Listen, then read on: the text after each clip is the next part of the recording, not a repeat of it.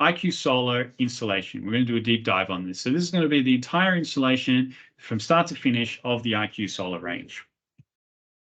All right, so before installation, let's think about what we need to, what you get in the box and what we need to do to set up. The charger does need to be protected by a 40 amp, 30 milliamp type A RCBO and an isolation switch. We need to use 10 millimeter squared cabling. Tools required, pretty simple: Phillips head screwdriver, a drill, and some sort of laptop or mobile device to be able to log into the charger to do configuration. The charger itself will come with some CT clamps. These are going to be used to monitor the excess solar energy being produced. And it will come with 1 or 3 CT clamps, depending on whether you've got a single or 3-phase charger. Now, something important to note that the CT clamps have a 20-meter long cable. So the charger must be within 20 meters of the distribution box. The reason why they're 20 meters is that if you go much further than that, you start to lose accuracy and the charger will not function as expected. So it's really important that when talking to people who are buying IQ Solars, to identify how far their distribution board is from where the charger is going to be installed. Of course, in the box, you're going to get the charger itself and the back plate, an installation manual, which is going to go through all the steps that we're talking about today. You're going to get a series of ferrule crimps. And these ferrule crimps must be put on the main cabling before installing the solder, installing into the charger. And you're also going to get some screws so that you can actually screw the charger into the wall. So first step, of course, let's wall mount our charger. So pretty simple stuff. Going to depend slightly on the wall material that you're mounting it on, but in the simplest sense, you take the back plate, place it against the wall, and screw it in with the included screws. The backplate will actually come installed on the charger, and you merely separate them by sliding the backplate down the charger. They just unlock. Then you're going to take the cable and run it through, obviously through some conduit, up into the junction box. Now, the charger also has, you can see on this diagram, there's a hole in the back of the plate. And if you want to run that conduit through the wall, you can do that as well and just make it even cleaner. But the conduit can come up the wall and directly into the charger as well. Connect the incoming cabling as incoming supply into the terminals. I've got an example here of a single phase installation. So here's phase 1, 2, and 3, the neutral and the earth. And this is where we're definitely going to be needing those ferrule crimps. So we need to ferrule crimp the end of the cabling before putting it into the charger to prevent any short circuits. We have a handy diagram here that shows which ports to actually use for the cabling. There is some other ones for some other regions, but these are the cabling diagram that we use here in Australia. All right, now let's get this thing connected to the internet. We have the option of connecting the charger to the internet via Wi-Fi or Ethernet. Ethernet is, of course, recommended for stability reasons. If the customer does have the ability to run Ethernet cable directly to the charger, is highly recommended. We can run it through the same port as the cabling and straight up into the top Ethernet port. There's actually 2 Ethernet ports stacked on top of each other, and you want to be plugging it into the top one labeled WAN.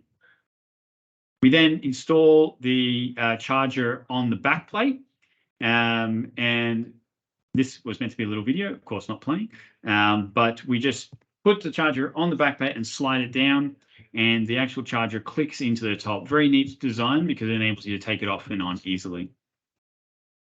To make sure that that doesn't get knocked off, there is a screw in the bottom of the charger. We just screw that straight in, and that's going to hold it nicely in place there.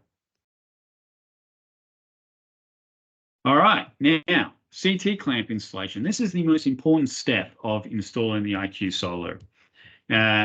This diagram, this line diagram, it shows us where we're actually going to install the CT clamps, and it's in between the incoming supply from the street into the main distribution board. We're going to place the CT clamps right here on the supply side.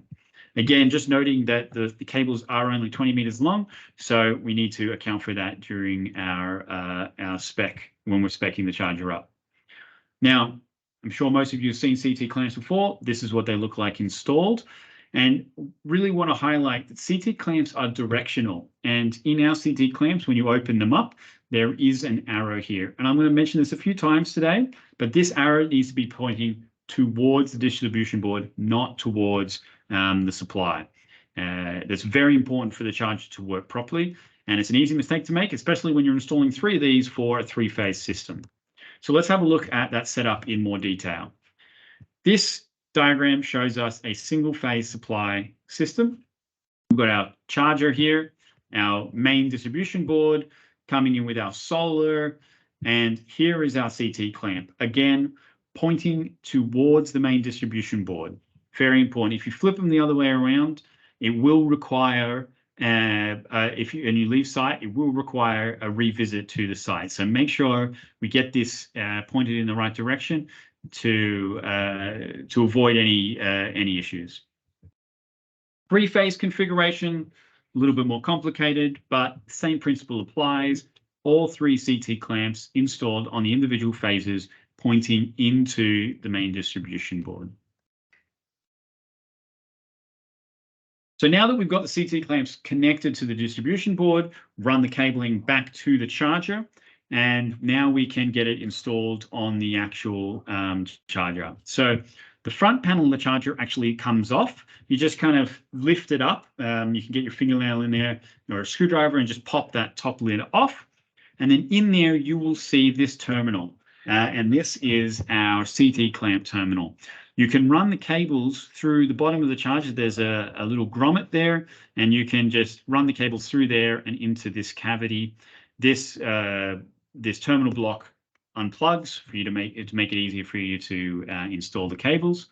And this is the configuration that we want to use. So here is an example of a single-phase supply that we're using.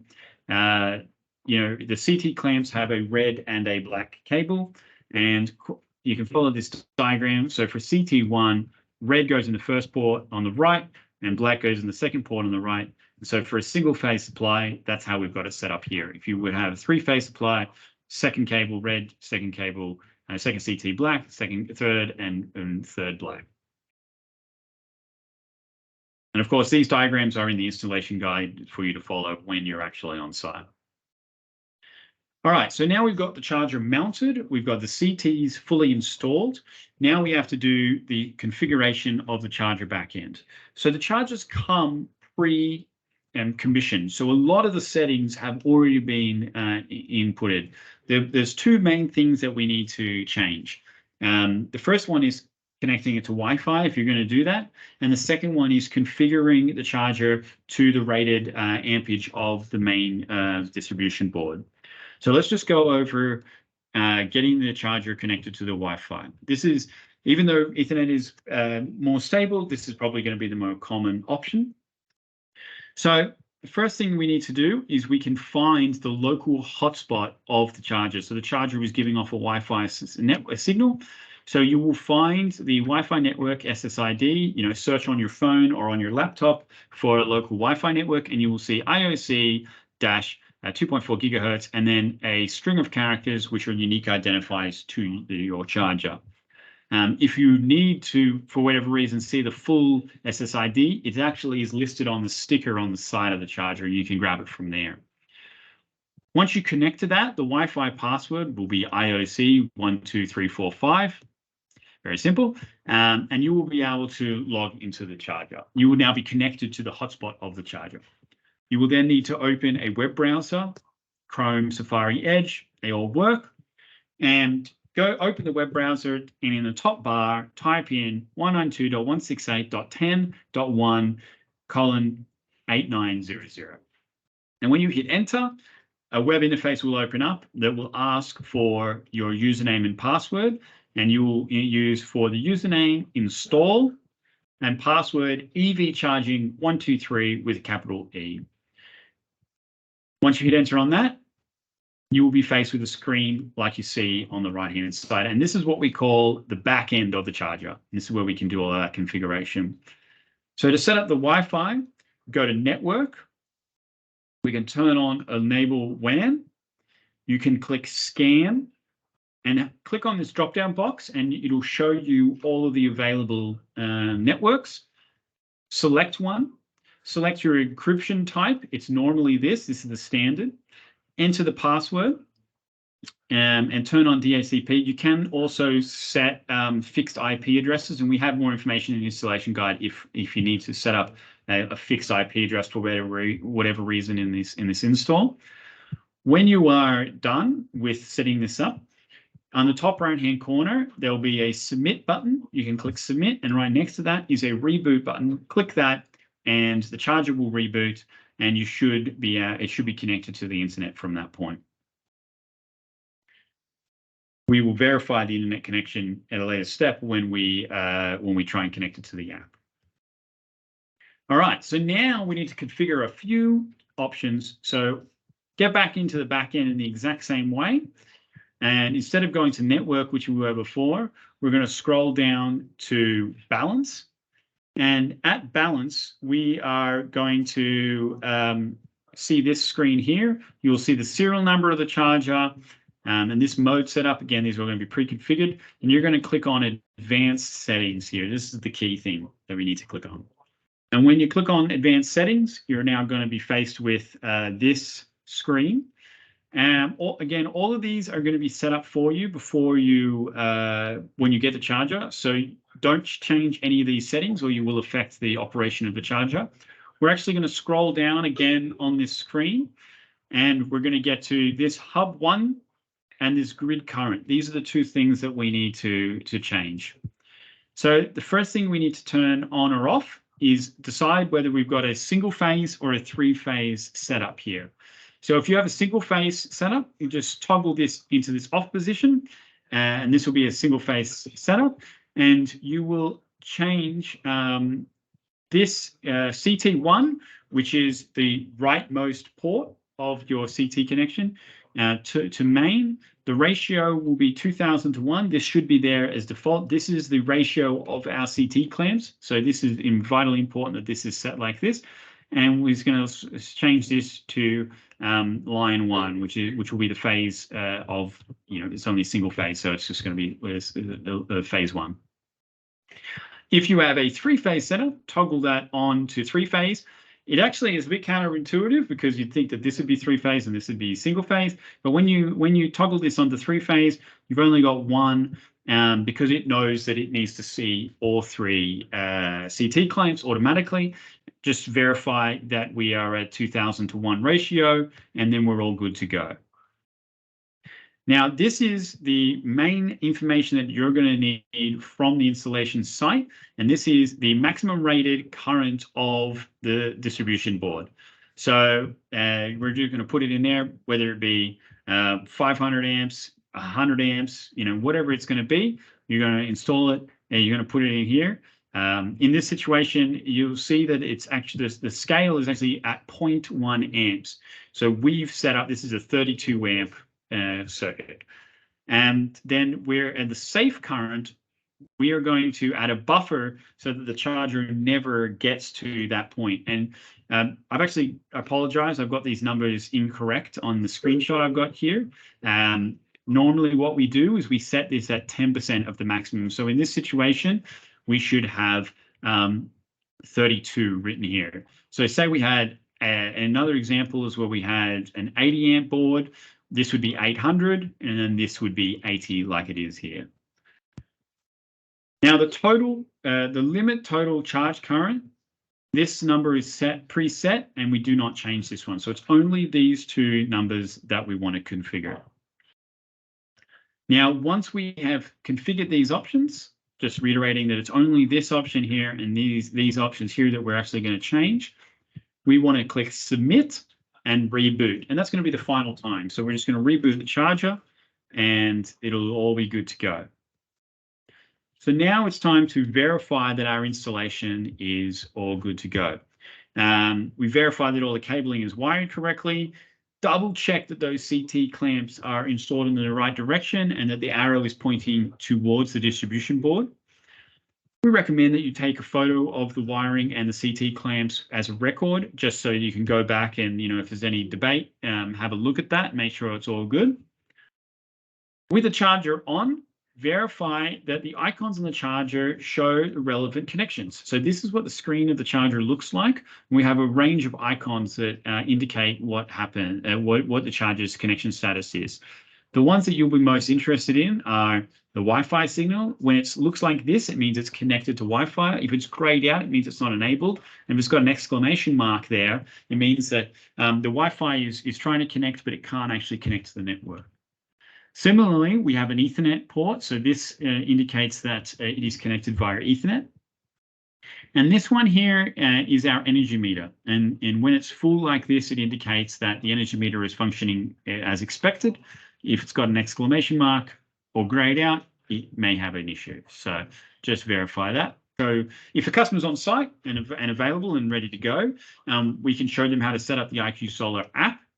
And we can test charging with either a simulator or an electric vehicle.